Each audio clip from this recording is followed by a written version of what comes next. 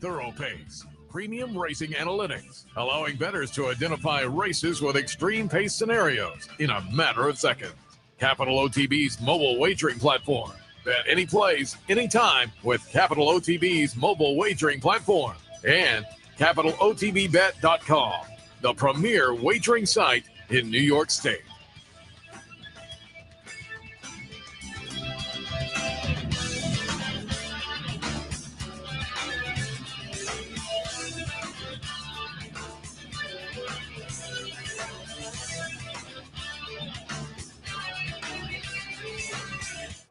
Good morning, ladies and gentlemen. Welcome to the Handicappers Report alongside Seth Merrow. I'm Anthony Mormino, and I think the line in Bull Durham was, what do we call 3 wins in a row?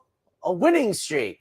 Another glorious morning. It is. This one, a greater breeze than the previous 2, but beautiful morning out here as we are into August now. So, mentioned it yesterday, same thing. If you don't have to invest 5.5 hours, but if you have like 2 or 3 hour window, come on up for the racing. I mean, it's just a beautiful day. And generally speaking, the weekdays, you have plenty of elbow room. Even in August, you have plenty in July, but we're past July now. So if you have a little time this afternoon, I think today might be a wonderful day to take in the racing. That is a good call because a lot of people may not think of that. They may think, oh, I got to carve out a day for the races. But, you come up for 2.5 or 3 hours, you can catch 4 or 5 races, and you're going to have a fun afternoon. I think for the average consumer, I think if it makes it like if you're taking 4 races, 3 might be a little light, but if 4 races, be comfortable saying, okay, now we go on to whatever we want to do. But if you can see 4 races, I think that's a solid investment to make the drive to come on in. Maybe even grab yourself lunch, have lunch here, and et cetera. I think it's glorious. And the reason it's the weather makes it very enjoyable. There's some days, and we're going to have some where it just gets so hot and steamy without flip-flops, shorts, and a T-shirt. It could be uncomfortable. That is not the case today, though. Excellent weather. And unfortunately, we can't wear the flip-flop shorts and T-shirt. We cannot. For TV. We cannot. Brian Nadeau tried the flip-flops a couple times, and the mosquitoes ended that. He tried the shorts, same thing. Mosquitoes ended that. I will say, with the breaking the humidity, the mosquito up here on the situation lessened. On the stage. Yes. There were a couple of days where, because I think we did a preseason show on the 12th, and I think they were here right away. Oh yeah. They were here right away. But as you said, the humidity has really been cut in third, probably. So technical analysis, 24 and change, and you knew that was over. Yeah, that was discouraging from my point. But the fans got it right with the wagering and just loafed along. Like I said, the rails are up, so believe what you want about the teletimer. But I've said this to our viewers also. You watch enough races, the number is important. Trust me. We believe. I'm such an advocate, but you watch how the horses are running, and these are. I said, forget the fact it's a restricted straight race. That's a borderline grade 2 race, and you're watching. You're like, oh my goodness, I'm doomed. I'm entering the backstretch. And I'm just doomed. There's going to be nothing to run at, and you just know a Chad Brown. You could believe that a Chad Brown horse that's going along softly is going to be able to finish easily, and that was the case. I mean, I had really no chance. And what's that old line, Seth? Katie bar the door or something like that. But technical analysis with Jose Ortiz and Chad Brown gets the victory. And on our other thing, I know you're busy during the day. It wasn't a great disparity between Shadow. Remember, Shadow Dragon was 9-5. Olympic Games was 2-1. They bet Olympic Games down to 6-5, and mine only ticked up a little bit higher than 2-1. But they did separate. Shadow Dragon more 7-2. Right, it didn't get it. Clearly didn't go that far. But Shadow Dragon went the way I thought, closer to even money.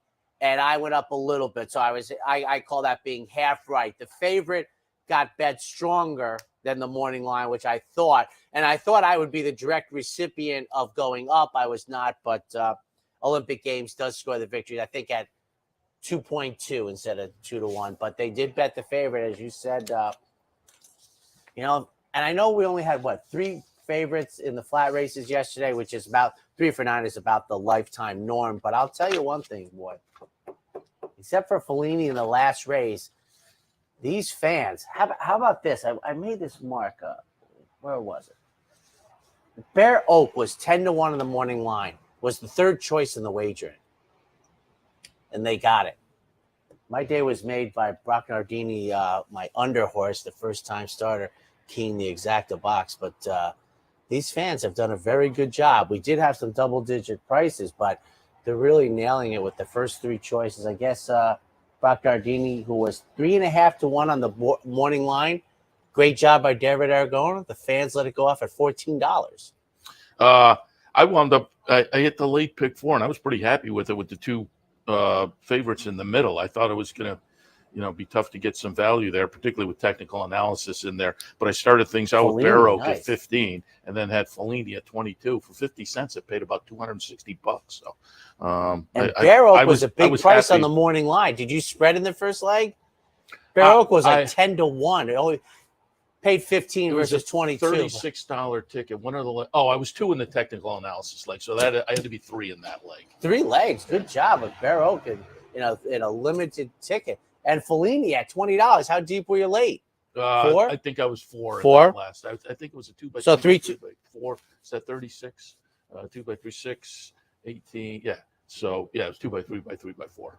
Okay. Well, not in that order. The first leg, Bear Oak, I was 3. I was 2 in the technical analysis leg. And like I said, I was happy with that's a great pull because with the 2 short prices, I wasn't sure what I was going to get. So, well, you found a way to get big money out of the pool with technical analysis. I mean, Coffee Maker, I don't think wasn't as strong a favorite, but you used 2 favorites and pulled out a very nice score. Can't complain. Let me hit some promos. First up here, low rollers today. I always tell low rollers, come on Absolutely. up and jump in. And at 10 o'clock, we will have Ray and Jay. Heard Andy talk about Ray and Jay on low rollers days. It's Ray Howell and Jay Connolly who man the booth. We'll talk a little low rollers and just their players. We'll get some thoughts on the meet from them as well.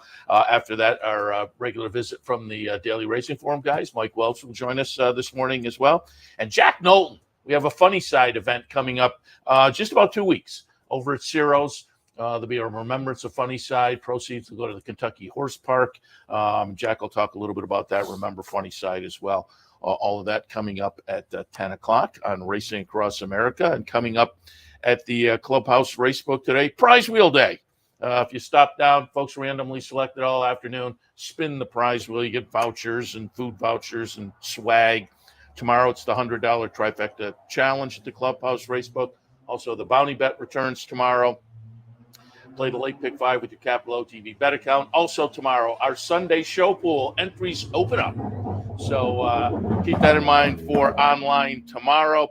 Saturday, a fan appreciation day at the Woodlawn branch. Always fun. Food, contest, vouchers, and whatnot. Always a lot of fun. Gives us our chance to say thank you to you. That's Saturday at the Woodlawn branch, fan appreciation day. Saturday, $100 play the board contest at the Racebook, and Sunday at the Racebook, a double promo day. And I will also toss out notable other event today. We had the chaplain Humberto Chavez in the other day talking a little bit about the chaplaincy and whatnot, one of their nice, fun fundraisers. The Jockey basketball game, that's tonight at the Saratoga Rec Center. Tip-off is about 6:30. Admission's free, but you get to buy some raffle tickets and other ways to donate to the chaplaincy. It's always a lot of fun. I'm going to head over and watch. Has there been a John Wallace sighting? I have not heard, but the word was John may be playing. I also heard there's a sneaky trainer's assistant who I guess played a little played a little D1 and maybe on the jockey side, maybe on the trainer side. Because John Wallace isn't a ringer because everybody knows who he is, but this could be a ringer. Now, Funny Side was a very good New York bred 2-year-old. He had a good 2-year-old season.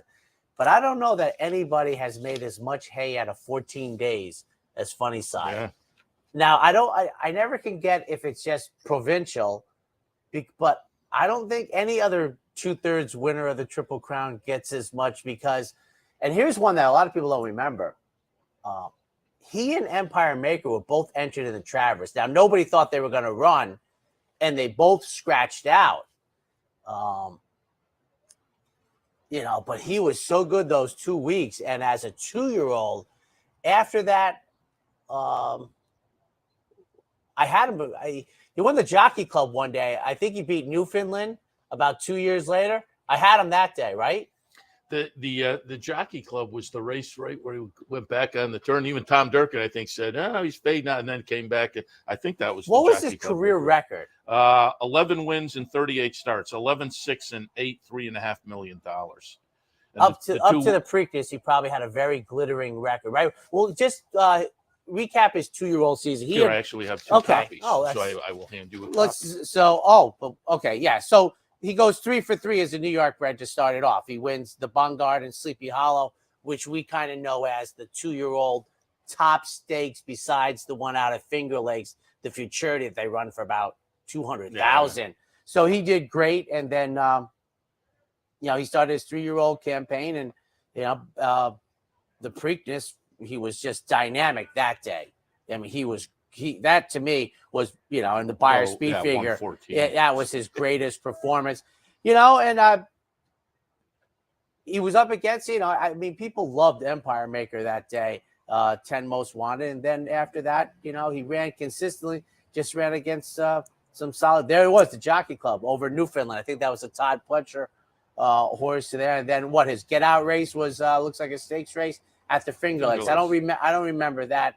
I remember he went up there and had that last race. Okay. And nice to go out a winner like that.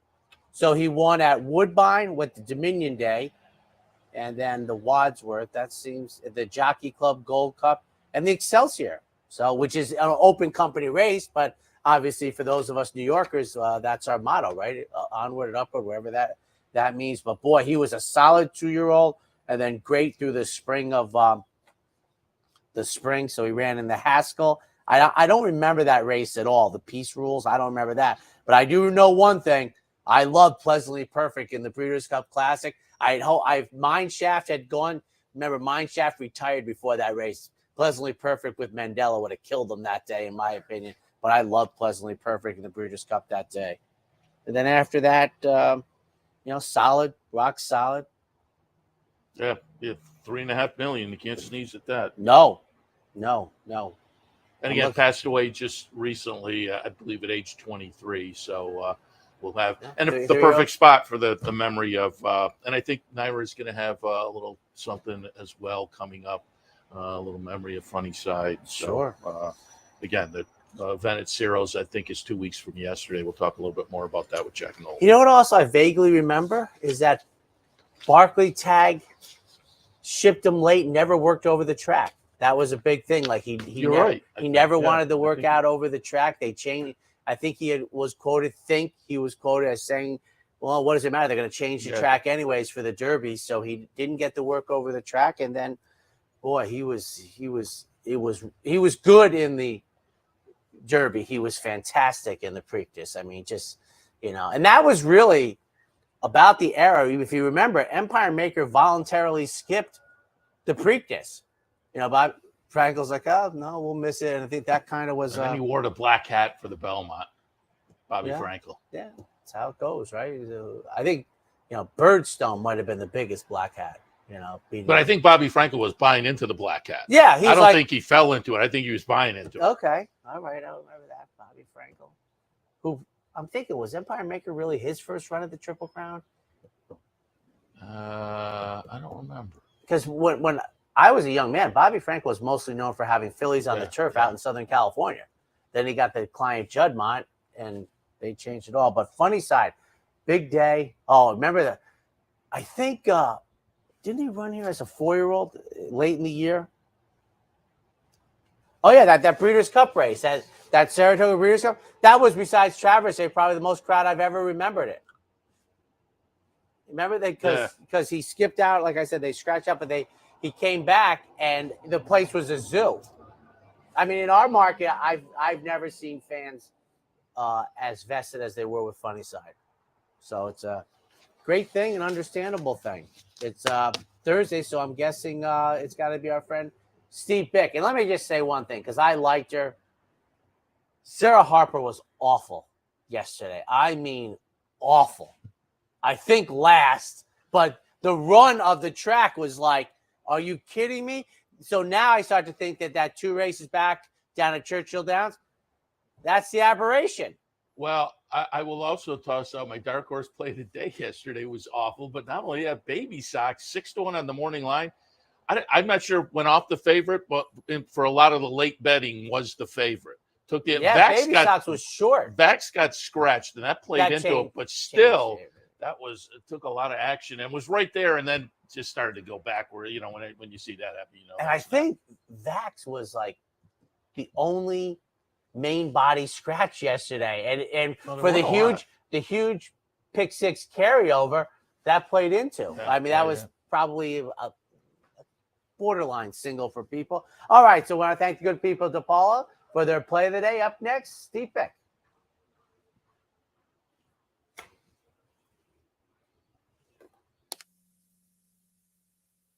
When you think trucks, think DePaula. Then come join the family for value. Just visit, call, or click. This week, get 000 savings on every new Chevy car, truck, and SUV. So come join the family and think DePaula for all your automotive needs. Hey, everybody, Steve Bick with the DePaula play of the day. We're going to go to the 10th race. Don't have a lot of time. Make a kind of a quick hit. But we're going to go to a horse relatively outside in this turf sprint for maiden 40 New York breds. P Money, Bobby Claceris. And this is a kind of a scenario that you saw yesterday in the nightcap. And it's a horse that's making a move, in this case, to turf. And yesterday it was a horse coming from turf to dirt. P Money's the fastest in here and is 12-1. Any ability on the turf at all, you get Torres, so you get the 5-pound weight allowance, and he's first-time gelding. There's a lot to like. 12-1. It's a bit of a hodgepodge kind of a field. And P Money, 12-1, the DePaula play of the day. Good luck, everybody. When you think trucks, think DePaula. Then come join the family for value. Just visit, call, or click. This week, get 000 savings on every new Chevy car, truck, and SUV. So come join the family and think DePaula for all your automotive needs. And welcome back, ladies and gentlemen, on a glorious Thursday morning once again. Kicking off the action, we have state breds, 2-year-olds. We've seen the procession of these 8.5 furlong turf races slid into the first race. We have the Open Company Colts, the Open Company Fillies. Now today we have the Colts in the 2-year-old going the mile 16. 10 entered for the turf. 2, 1, 10, and 8. And again, it's not going to be off the turf, but I just will remind people I have dirt picks if that is ever a situation. If you go to the Handicappers. Have you ever seen a worse MTO than this one? Oh, every once in a while you get where you're totally scratching. Who'd be afraid of him? You are totally scratching your chin. And I'll also note that typically the guys are running the scroll, and I'm off the turf days, they'll put my dirt picks there as well. So that's a good job there. But again, I'm just noting that for future reference today and the forecast today. What were your dirt picks here? Because I couldn't have included the 11. This race, I didn't change it. Oh, yeah. I'm like, I didn't even include the 11. Sometimes I will put the MTO at the bottom just in case. Yeah. No, not this one. Yeah, this one I was not. 2, 1, 10, and 8 for me. Gets spooled on top. Hard spun, first time starters this year, 42 of them, 3 wins, 7 seconds, 7 thirds. So 10 exacta finishes and 42 first time starts. The dam produced a sibling called Carrie that won in its second start. So I thought there was a little win early breeding. They purchased this horse last year up here at Saratoga for just under $250,000. So I think this could be a live New York bred first time out of the box. There wasn't anything else that was totally jumping out at me. So I tilt there. BD Saints comes in from Kentucky for Will Walden. This is a New York bred, so the debut against Open Company in Kentucky was notable, and I thought ran okay. So now gets back in, comes back to New York to get in against his own kind, as it were, state breds. And then a Knight's Courage at 15-1 on the morning line. I think the donk runner could be intriguing off the 2 dirt sprints. now stretching out to 2 turns on the turf. I would not be at all shocked to see an improved effort at a decent little price with the scenario in the opener 2-1, 10, and 8. I'm 2-3-7, and I would say that when I looked at this race, Seth, I would not be surprised if Get Spooled didn't open and you saw 7-2 ish. This would not surprise me if this 8-1 morning line shot. To me, Hard Spun is a terrific stallion, and for 35,000, I'm not in the business of giving advice for that, but boy, he's the type of stallion for that price. But I was, as I looked at this field, other than your second pick, who has the career start, I was like, this has the striking of a horse about half the price. For second, I have a firster that David Aragon has at 7-2. Boy, you don't see Dynaformer in the form too much anymore. Now, he was a Wayne Lucas horse in the late 80s, won the Jersey Derby, did, I think, start once or twice on the turf, but became a very good turf stallion. Don't see him too much, but Cold Plunge is scheduled to make the debut. My second pick, and for third, my trifecta of firsters, Scoop the Pot. 2-3-7 in today's opener. Race number 2 this afternoon. It's a B condition claimer. They'll be on the main track at 9 furlongs. 4-2-5, and I said it yesterday. I've said it before. I love how we're able to get these 9 furlong races in. We got a scheduled 10 furlong race in the other day. I think some horses are a wee bit tired near the end, but 4-2-5 for me, Seth, in the same ballpark. Invisible War adding blinkers, second off the $20,000 claim for Joe Sharp.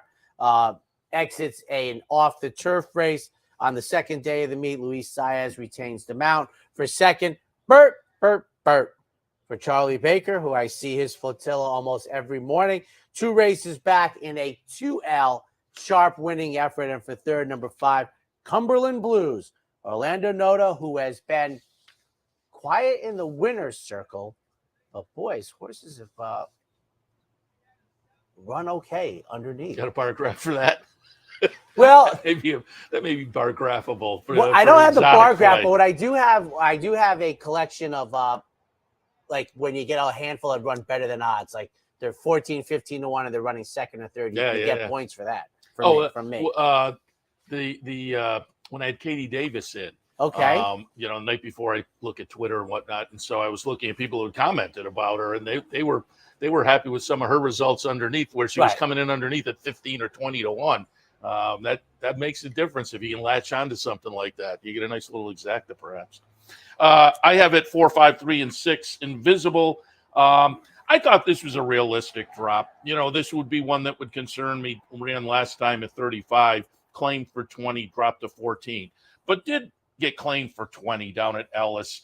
Was in an off the turfer last time at 35. I think this is just, given that they claimed the horse 2 back for 20, I think it's just a realistic move. So Invisible War on top. Cumberland Blues, nice little third place finish against slightly better last time. Again, this is a horse that is making a move, a drop, but it's not a steep drop. It doesn't concern me that much, and I think it's going to stack up with this bunch. And then Blue Grotto in the third spot. Again, like the top pick, claimed 2 back for 25, ran for 25, now drops to 14.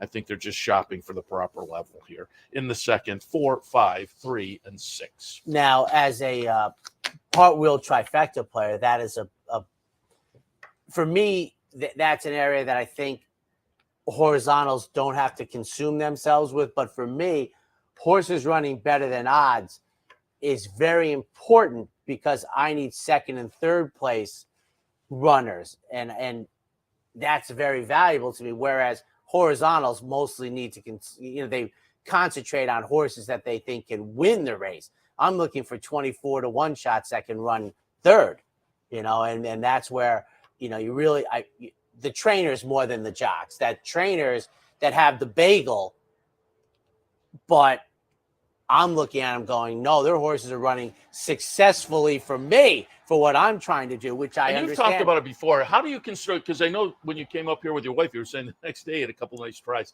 Yes. How do you do you take your winner and single and then kind of pyramid out, or do you have a couple on top? Or no, the 80% of the bets I make for the year involve like and not counting Breeders' Cup Day or things like that, normal days, is like a 1x3x6, and then the 3x1x6. Okay. Because, and I've said this at the Derby, where it's a completely different day, but my idea is, my thinking is, my top pick that I like for the day has to run first or second. I'm not all over the map. It has to be my opinion has to be solid for me to be in the ballpark. That's and fair. I said to you the other Particularly time, if you got one of those, 8 to right, 15 my to type 1 of horses. shots. Yes, and I should point out that the types of horses I like allow me to play this game differently betting wise. And you mentioned the Tom Merrow 2x4 horse, and the other bet is, because I generally like to key horses that are between like 5 and 15 to 1, is a win bet. So if that opinion is rock solid, I'm getting paid, and hopefully it'll cover my trifecta play. Because like I said, I'm not taking a 1x7 by all. So I have some exposure to defeat, but you have to get paid. You can't like a $14 horse and come out with nothing. I mean, and that's really, it might be higher than that, Seth. It might be 90% of those. I mean, I don't make a daily double play all year. I don't make pick 3s, pick 4s, but that's about it. So it's worked. I mean, like I said, and it's not like I'm going to key in third place now. No, it's first or second, and that's it. Because my bankroll dictates my opinion has to be sharp. And then after that first leg, then you get to the betting, and you got to write a good ticket. And one thing I wanted to talk to people, I say it all the time, and it's like you spend 2 hours handicapping and 12 minutes writing tickets. That's not the right balance. Yeah. I mean, writing tickets is unbelievably important. Haven't you said Breeders' Cup? You said you come in with the plays. You're not. Oh yeah. You can just kick back and enjoy the day. Yes. What he's referring to is, I kind of like that. Yes. I'm seldom that. I have ideas certainly of how I'm going to play things, but I don't have them all. Well, one good thing about Breeders' Cup Day is we've been blessed the vast majority of the time with solid weather. It doesn't change, and there's very few scratches. So I'm ready by Wednesday. Then I spend all day Thursday writing tickets, and I think we've talked about it. I'd rather be a great bettor than a great handicapper. That's I think you should betting is unbelievable. I had Matt Miller on yesterday. I could have gone on with him. Whenever we get these guys, Marshall Graham, Matt Miller was the 2021 BCBC winner, and I've seen him on the HHH Racing podcast talking about contest play, and it's interesting to hear those guys talk about ticket construction and game theory. Yes, and you come into the contest kind of with your goal set already, and that's how he won the BCBC. He knew what he wanted to get to, and so he made a big bet on a couple of short prices, knowing he would get to the goal he wanted to get to, and he walked away with over $500,000. I've talked to a lot of them. They'll be like, Anthony, you're a better handicapper than me. They're just like, that's not what they focus on. And I tell you what, if this child of ours gets a good ride to school, I am going to do that. I'm going to expand my trifecta play to super, because the Wizards, as a matter of fact, gave me this advice years ago. You have to take the all button in the superfecta, and that makes all the sense in the world. So what that means is you need a bankroll. But I've said this to people. Predicting fourth place. I've seen $700 trifectas be $2,500 supers with the favorite in fourth. Yeah. Forget a bomb. So, we march on to the third. We can talk betting, all day. On to the third, the starter allowance. Remember, we have 2 different levels so far. I've seen it to me going 6.5. 6 to 1 entry, 7 and 5. I'm going to put implementation on top. I like the confident move off the claim. It's Safi Joseph, Ken and Sarah Ramsey. They claimed this horse at Keeneland in April off a win. A couple of nice wins in the last 2 starts with a couple of nice numbers. The start 2 back was at Keeneland also, but it was last fall. But I do like that they come up to Saratoga and said, let's drop into a starter allowance. So the move attracted my attention a little bit. In the second spot, the entry, Sainthood for Brian, an Inevitable Connection. I thought both halves were certainly live. I probably tilt slightly towards Inevitable Connection off the recent good form, near miss last time, sprinting on the turf at Laurel, but I like the kind of turf to dirt move and whatnot. So I think that one's intriguing also. And then in the third spot, going to use Cam Duke, another turf to dirt move. It seems like maybe that was a little bit of an experiment. They tried it twice on the turf, didn't work out either time. Now they get back to the more proper surface off a Bullet Work. So Cam Duke at 12-1, I think, is very, very playable. Third at Saratoga, 6-1 entry, 7 and 5. I'm with you with the entry too. I'm 6-5 the one entry. We say it often, but if I ever thought it was, I don't think it's ever been more true that Ken Ramsey winning a race at Saratoga. This is Saffie Joseph, who I saw on the grounds the other day. This horse hasn't run since Income Tax Day. I think this is a spot where winning is disproportionately important in a starter allowance race for Ken Ramsey. Playing with matches, first off, the claim for Linda Rice, enough said. And then I like both halves of the entry. Hibiscus Stables, always like their silks. And Steve Claceris, the trainer, have hooked up. So 6-5, and I am also the one entry in the third. All right. Dark horse play of the day? Oh, right. Dark horse play of the day. Yeah. I was going to go Is that a curveball? I was going to go to a break, but you are absolutely right. Let me flip to dark horse play of the day today because it is in the finale again. Let's see if we can do a little bit better than we did yesterday with the finale runner. Again, a 6-1 shot. Let's hope that we do better on the odds too, and they hold up. But a 10th race today, I'm going to go with Whiskey and Wine. Shug horse that 3 starts, 2 of them on the dirt, 1 of them on the turf. The turf race, the number was very good. The finishing position, not so much. But all 3 starts so far have been against maiden specials. One of that turf start with the good buyer was open maiden specials down at Gulfstream. But this is a state bred. Gets to try state breds sprinting on the turf for a tag today and comes into this off a Bullet Workout down at Monmouth. I thought this horse could be intriguing, and I think given what we've seen so far with the finishing positions, we will hold up with a decent little price. We're looking at 8-1 on the morning line. But I think this horse is very playable. They paid a lot of money for this horse, and now they're giving up a little bit, but understandable off what we've seen against the stiffer company. But dropping in for a tag against a field where nobody really jumps out at me, I thought this horse maybe does have a little bit of a class edge on that move. So 10th race, number 2, Whiskey and Wine. That's going to be the dark horse play of the day, brought to you by the Dark Horse Mercantile in downtown Saratoga. And again, always tout folks, if you're out and about downtown, if you come up to the track and you go downtown for lunch beforehand or dinner afterwards, they're open late. Keep that in mind as well. You can stop by. There's racing memorabilia, apparel, just fun items, both in the dark horse and down the street, their sister store, Impressions of Saratoga. Believe me, I have now run into enough people who say, hey, because I saw you mention it on the show, I stopped down, had a great time, and purchased a few things as well. Dark Horse Mercantile, Impressions of Saratoga. Thanks to them for their sponsorship. You know what I love about the word whiskey? It's a rarity, I think, in the English language. There are 2 acceptable different spellings.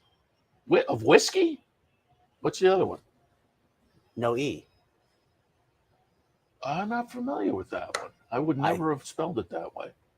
Now I'm starting to doubt myself, but I'm rather sure that, and I'm thinking the one without the E is the more popular one on bottles. Really? Well, I'm not a drinker, so neither am I. But now I'm going to have to do an inventory. But I thought I was on. I always liked that about whiskey. I think there's 2 acceptable different spellings. I would never have spelled it that way. But really? If you say that's the way it is on bottles, I could have completely missed that with the amount I drank. All right. We'll take a quick break. When we come back, the middle pick 4. It only takes one upset to make history, and now you can be part of Saratoga's long tradition at the Dark Horse Mercantile.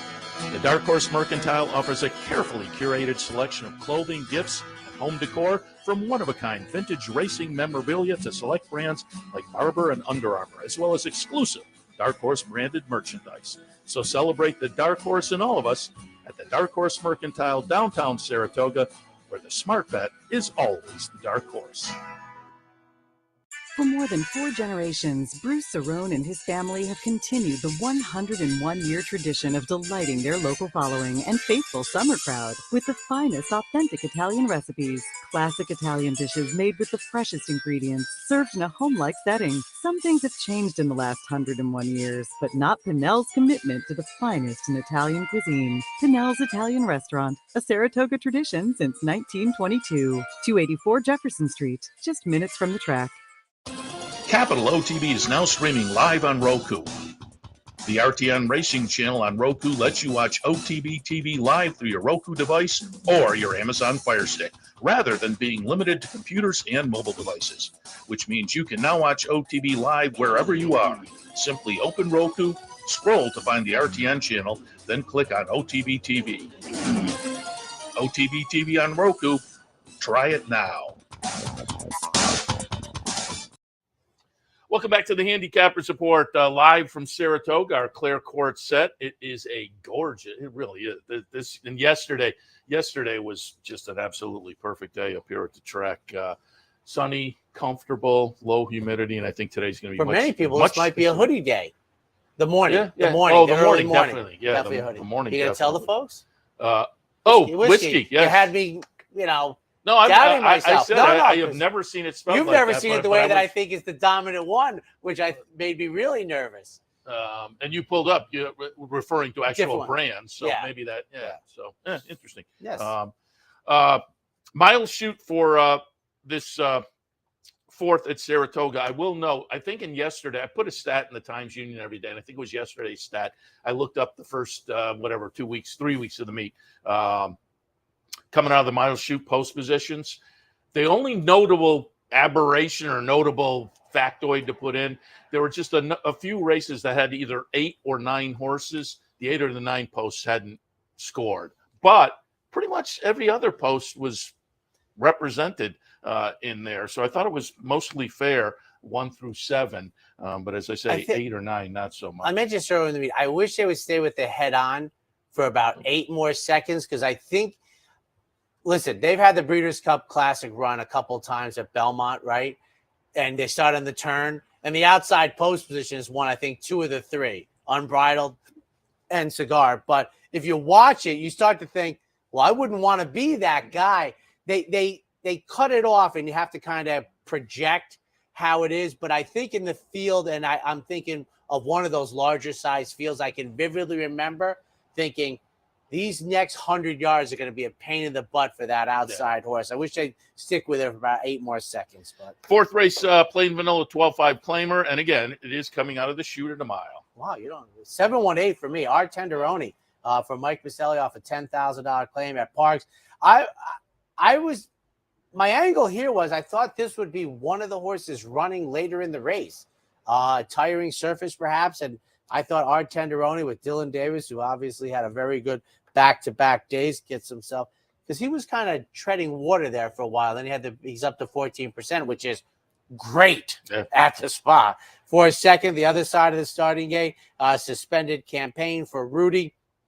This horse has no early speed. Post position won't matter, but it'll help being down inside. Just loafing along. 6-5 with Irad Ortiz. The race goes to him. And for third, on the outside, it's cold into hair. 718, which, by the way, this is the 30th anniversary of him sweeping the juvenile races. Now, that was the last year they ran the special, then the Sanford. They switched it the next year. His Saratoga special is one of the great performances of all time. Normally, I'm surprised by the guy. Oh, it was that long ago, but with him, that seems 30 like years. It would have been a while ago. 1, 5, 8, and 4, suspended campaign on top. This is one of those suspicious drops I talk about, but this is one of those also that up here at Saratoga, it's Michael Dove, and I wouldn't be surprised if they're just shopping for a win up here with this one. So I'll put suspended campaign on top. Run Devil in the second spot. You go down the page a little bit, there are some races where this horse has shown some early speed. Second off the claim for 20. They ran for 40. Now they're down at 12-5. It's not a huge drop.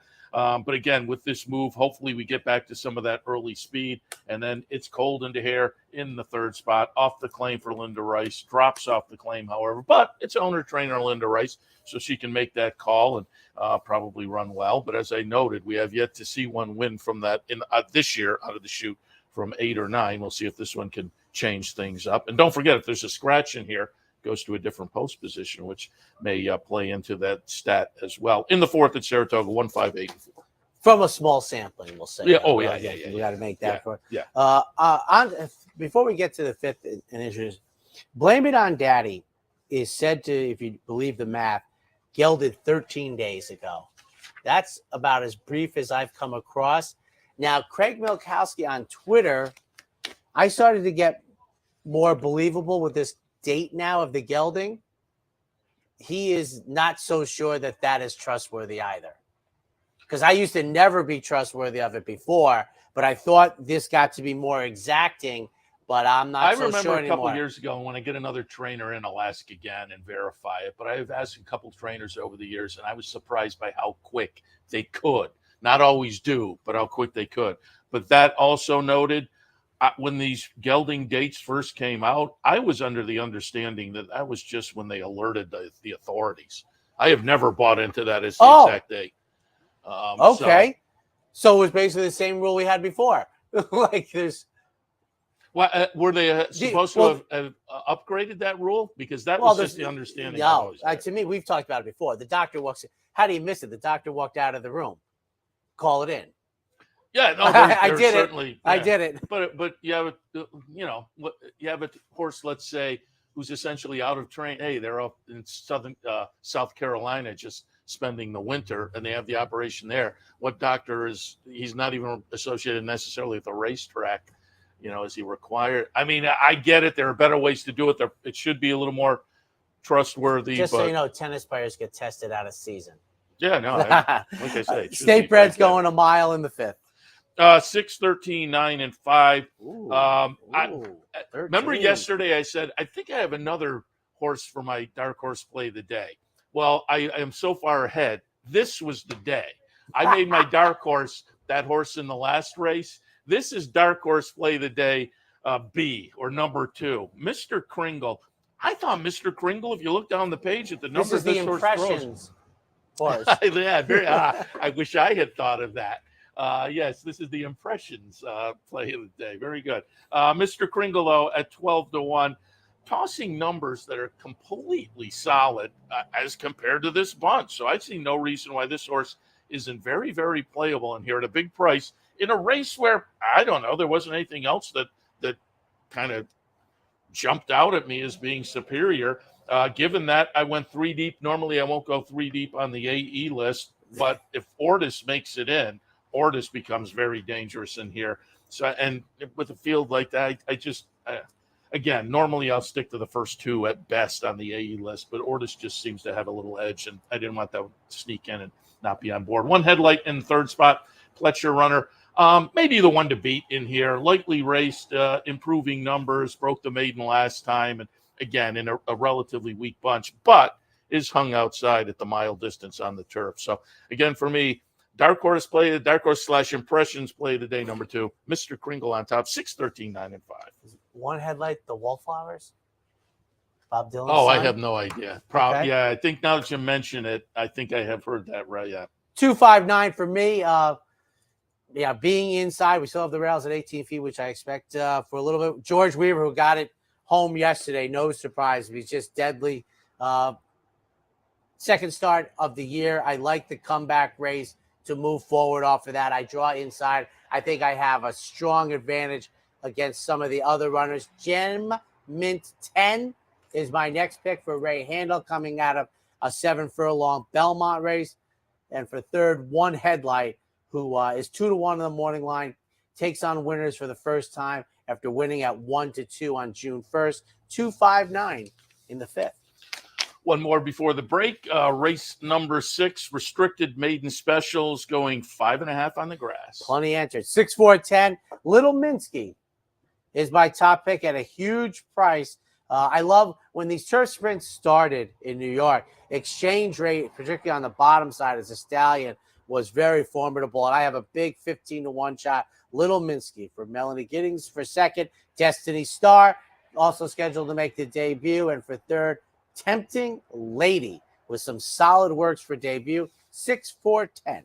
I'm going to go 3-1, 10, and 5. I'm with Gala Brand on top. There's a sibling called James Aloysius, second in the first start, couple of wins after that, and then a second. So 2 wins in a couple of seconds in the first 4 starts of the career. Violence on top. Bill Mott can have them ready. Steady string of nice workouts. 8-1 looks awful attractive there. Gala Brand on top. Cozy Colby in the second spot. Again, experience counts, and the Mark Cassidy runner has put in a couple of nice tries so far, including one right up here at Saratoga. She should be a player off of those. And then Tempting Lady in the third spot. I thought there was a little bit of oomph here in those workouts down at Ellis that said Tempting Lady could be a player at a big price in the sixth. 3-1, 10, and 5. Take a quick break. When we come back, the late pick 4.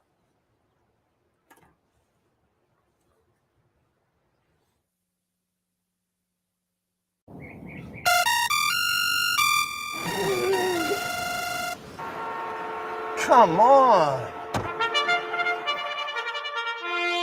I want sales reports on my desk by Monday. Oops, my bad. Love racing? RTN brings you every live simulcast on your home television, plus live video streaming and race replays on your PC and mobile devices. To order, visit rtn.tv. RTN, a breed apart. A day at the track isn't complete without a night at the Horseshoe. Great food, hot music, and cold drinks. So why go downtown when all the action's just across from the track? The Horseshoe Inn at the corner of Nelson and Gridley. Birdstone is an outside front. They're coming down to the finish. Can Smarty Jones hold on? Here comes Birdstone. Birdstone surges past. Birdstone wins the Belmont Stakes. In front, but here comes High Chaparral. High Chaparral, the defending champ, to take it to Falbrough. These two arch rivals head to head with Joe Hart bearing down on them. It's going to be a 3-horse photo finish to the turn. Here's the wire. Photo finish. And welcome back, ladies and gentlemen. Race number 7, State Breds, optional 45 in for 2X. 4, 3, 8, and 7. I'm having a moment on top off a nice little win last time at the non-winners of 2. I always say, a lot of times it'll take a start or 2 to figure the next level out. But sometimes they break through a level in such a fashion that you think maybe this horse just not figured for Dan out. Collins. Yeah. You figured it out and string a couple together. Yes. Coming off a nice bullet workout, I think that could be the case here for a horse that has some local connections with Dreammaker. Second spot, Diva Banker. Claimed out of the last race, and you have to kind of look at the trouble line and buy into that because the last race certainly wasn't good enough to get it done. But that they claimed the horse and now move up off of that, that's enough for me to toss this one in, and you throw Irad Ortiz in the mix, and there's a bonus. And then in the third spot, Cinderella's Cause, Rob Falcone runner that has some early positional speed, and on the cutback, that might be kind of potent in here at an 8-1 morning line price. I have it 4, 3, 8, and 7. 7, 4, 5 for me. It exasperated is how I felt with this race. I have practically everybody live in here except the entry, and the entry is a powerful angle. But at the end, I stuck to my guns. Where if it's that perplexing, don't settle on a short price horse. Temperamental on the outside ish for me. Joel Rosario 6-1 on the morning line for Chris Engelhardt, who you had on, right? You got the winner's circle. So I'm having a moment. Hilarious name for Bill Mott. Takes on this level for the first time in Silver Fist for me. But folks, for me, 7 of the 8 are very live in here. And as I said, the entry is the longest shot, and that can always be, tough for tag team. 8th race this afternoon, optional claimer, non-winners of 2 condition. And again, they're coming out of the chute at the 1.5 turn mile. 4-2-1. My selection is Galt. My top pick here for Bill Mott comes off a 3rd place, finished the 1-turn 9 furlong race at this level. Been stuck at this level for 3 races, but good efforts each time would be intriguing. The effort today with Javier Castellano It's 7-2 on the morning line. I think we're going to get all of that. Why? Because of my second pick. Who you have in third? Pipeline. I mean, I so trust David Aragona, but one start since the 4-go and 3-5 on the board. Well, you know, Chad Brown, I mean, the layoffs don't mean anything to me, but I thought 3-5 was still gigantically small. And then for third, Guntown, first off the claim for Linda Rice. 4-2-1 in this Mount Everest race. Pipeline is so good when he's good, but so inconsistent as compared to those good efforts. I just couldn't quite pull Now, the here's where trigger. horizontal players almost have to take him, and as a trifecta player, I don't. Because he can win by, oh, that's a good play. You're exactly right. In fact, it's better. Yes. But again, could win by a city block but I went, juggled yours up a little bit. 1, 4, 2, and 5. I thought Guntown off the claim for Linda Rice was very intriguing in here. Galt, certainly a player off the last few starts with improving numbers. And then Pipeline, it's just, what do I do with this horse? Again, could go either way. I'm not making any big argument against other than the horse is kind of inconsistent. And on one of the non-top efforts, matches up very well with this bunch and is very, very beatable. So we'll see what we get this afternoon. But in the 8th, I have it 1, 4, 2, and 6. I mean, there's nothing. There's very little on the track that I would be surprised that Pipeline does today. Yeah, I'd be like, okay, it was in the mix. It was in the spectrum of possibilities. Wagering and a public handicapper, I think I'm supposed to go against. Well, I'm up against our final break. When we come back, the late daily double.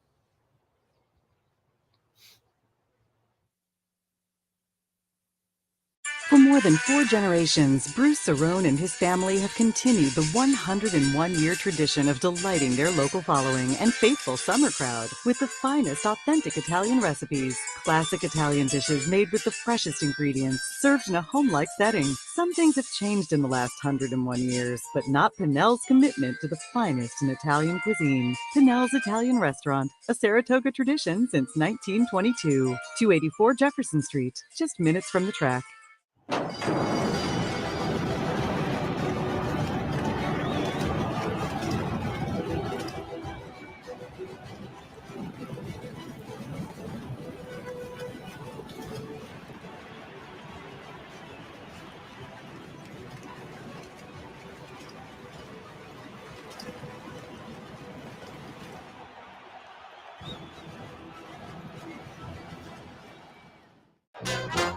The only thing better than watching the races is watching your own racehorse. With nearly 20 years experience in the racing industry, Bonaventure Staples' share-based ownership program enables everyday fans to become part owner of a thoroughbred for far less than you might think, with all the ownership perks at Saratoga, Belmont, Aqueduct, and other great tracks. Experience the thrill and lifestyle of owning your own thoroughbred racehorse. Learn more at bonaventurestables.com.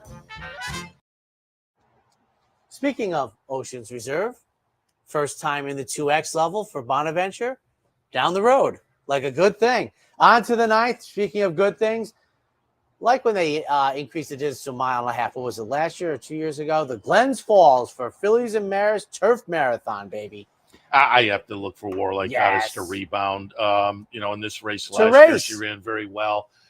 She has the same record on Saratoga turf the technical analysis had yesterday. So we'll see if she also proves the horse for the course angle. And again, that last just looks too bad to believe. I'll look for her to rebound this afternoon. Virginia Joy for Chad Brown and Peter Brandt on a best effort belongs right in the thick of things, as does McCulloch for Chad Brown and Klarovich. Amazing Grace is maybe a little bit interesting as well if you're shopping for a price. I think beyond that, you're stabbing a little bit. But for me, 1, 2, 4, and 3. Listen, eventually, Father Time's undefeated. Eventually runs out. But Warlike Goddess, we were talking off the air. I don't know any horse that's won the same stakes race at Saratoga 3 years in a row, graded variety. There aren't very many opportunities, trust me. But Warlike Goddess trying to make it 3 in a row in the Glens Falls. It's all about timing for her. Like I said, eventually it stops, but this is the third race. And I said, when they come off the bench, big effort, regression, we move forward. I have the 7 underneath for maybe a one-punch exacta for yours truly, and then Virginia Joy. I will say this. I think the race is more competitive than the separation of odds on the morning line. I like Warlike Goddess, but I think this is a solid race. The last 2 years, I thought she laid over the field. I still think she can. Well, I'm off the last. It's a question. And she's 6 now. Yeah. 10th and final today. Again, going off at about 6:15 this evening, where we will look at state-bred maiden claimers, 5.5 on the grass. Well, I was going to say, I must have sent in the wrong picks, and sometimes late at night I do that. 3-1-2 for me. I'm in the same. I had Whiskey and Wine when you mentioned it, but on top I have Academy Choice going out for the 4th career start, all for a tag, improved in last. For second from the rail, number 1, banking on a chance. Love the name. Christophe Clement's runner.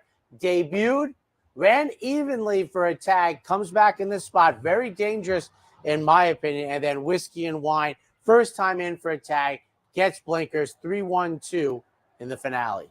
2, 7, 9, and 6 for me. Talked about Whiskey and Wine earlier. Yes, Dark horse play of the day. And I, again, with the class relief and the decent little number thrown last time on turf, I'll put Whiskey and Wine on top. Nice little bullet workout coming in as well. Second spot, War Prince. The race 2 back was certainly good enough. The follow-up was a little bit disappointing. But, again, I'm going to key on that 1-2 back and think off a little bit of a break. This horse maybe gets back to that. And moving from the Apprentice to Luis Saez, Right for Mischief on the outside for James Bond is going to be intriguing as well. Plenty of opportunities and hasn't gotten it done. But the jock switch, and not that the Apprentice is riding poorly or anything, but you're getting Luis Saez on board. For me, 2, 7, 9, and 6. Who's not riding poorly? Yeah.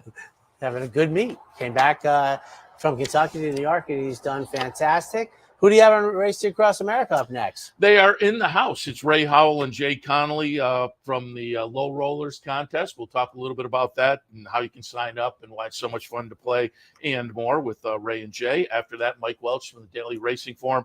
Some of his thoughts on what's happened. Little review, little preview. We'll talk some of the stakes coming up over the next couple of days with Mike as well. And then again, bottom of the show, Jack Knowlton will jump in 2 weeks from yesterday. Nice little funny side event coming up at Ciro's that will benefit the Kentucky Horse Park, and we'll talk about that with Jack. And just remember funny side as well. All of that, top of the hour. I wonder if any partnership their size has won the 4 races they have. The amazing thing is to do it with funny side and 20 years later to get Tisdale Law for a partnership that size. They've won, the biggest races New York has to offer. They've run the biggest races the country has to offer. Tremendous. And producers love when the guests are early and on time and don't have to. He stays, I go. It's a beautiful day. You got just a couple of hours. Come on up, take in 4 races or such. We'll see you next time.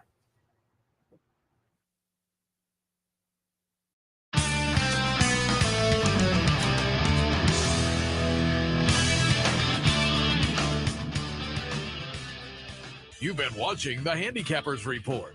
The Handicappers Report has been brought to you by Thorough Pace, Premium Racing Analytics, allowing bettors to identify races with extreme pace scenarios in a matter of seconds. Capital OTB's mobile wagering platform,